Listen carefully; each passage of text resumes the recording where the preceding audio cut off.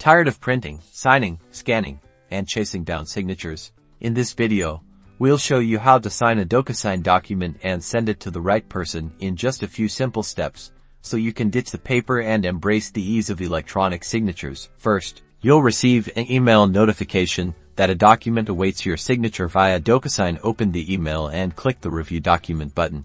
This will redirect you to the DocuSign platform. Read through the agreement, then click the Start button to begin the signing process. You'll be guided to the first field requiring your attention. This could be a signature, initial, date, or other information.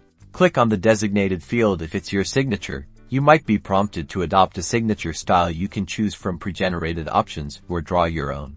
Once you're happy with your signature, click Adopt and Sign. Fill out any other required fields, such as initials or dates, as indicated. After completing all the required fields, click the Finish button. You may be asked if you want to save a copy of the document to your DocuSign account or download it directly to your computer. Choose the option that best suits your needs. DocuSign will then automatically send the completed and signed document to the intended recipient. And that's it.